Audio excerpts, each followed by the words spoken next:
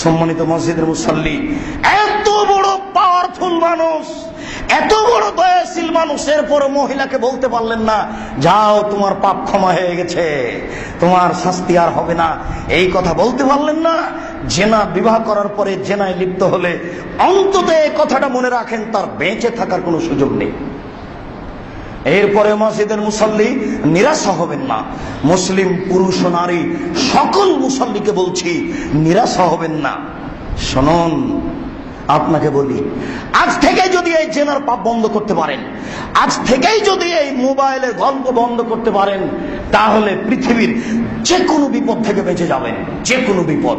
দেখবেন আব্দুর রাজ্জাক সাহেব এত বড় কথা বললেন, দলিল আছে কি? অবশ্যই আপনিও জানেন। তিনজন মানুষ রাস্তায় হাঁটছিল, বৃষ্টি আসলো, একটা পাহাড়ের গর্তে ঢুকলো, একটা পাথর মুখের উপরে আসলো, বের হতে পারবে না। তিনজনের একজন বলল, আমি আমার বাপ মাকে খুব ভালোবাসি, দয়া করে পাথরটা সরিয়ে দাও একটু। আল্লাহ দিলেন। তিনজনের দ্বিতীয় জন বলল, আমার বাড়িতে একটা লোক কাজ করেছিল, অর্ধেক দিন কাজ করার পরে চলে গেল, আমি টাকা দিতে চাইলাম, টাকা নিল না। অনেকদিন পরে এসে বলছে টাকা দেন। আমি বললাম গরু ছাগল নিয়ে যাও। ও বলল মজাক করবেন না, একদিন যা কাজ করেছি সে টাকা দেন।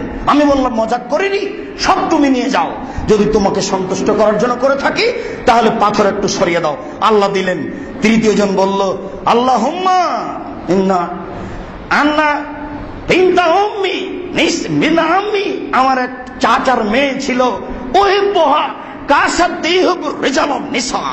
মানুষ যে মহিলাকে ভালোবাসে, আমি তার চেয়ে শতগুণ বেশি আমার চাচাতো বোনকে ভালোবাসতাম। আমি তার সাথে জেনা করতে চাইলাম।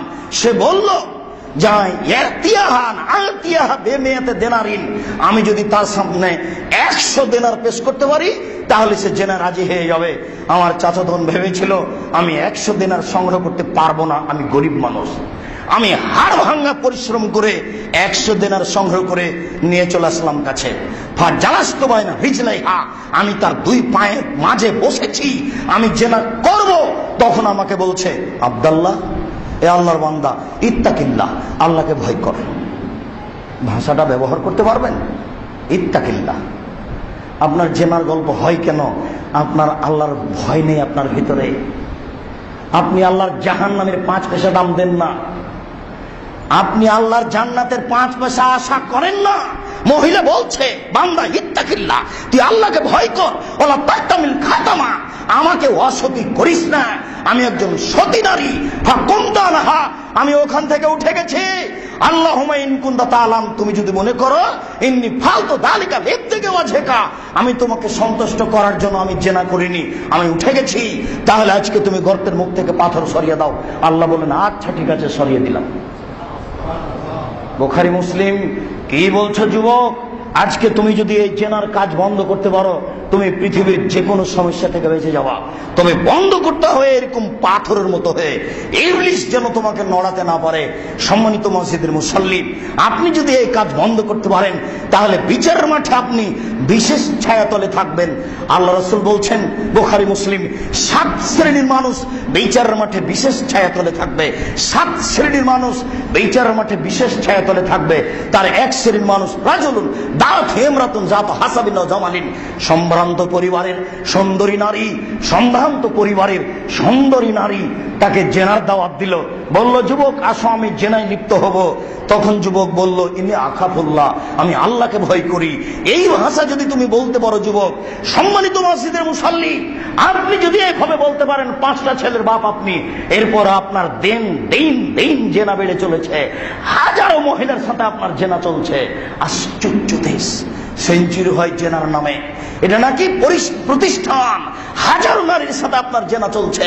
মনে রাখুন, আপনি যদি মোবাইলে বলতে পারেন, তার মুখের সামনে বলতে পারেন, ইন্নী আখাফুল্লাহ, আমি আল্লাহকে ভয় করি, বিশ্বাস করুন, পাপ যত বড় হোক না কেন, আপনি বিচারের মাঠে বিশেষ ছায়াতলে থাকবেন।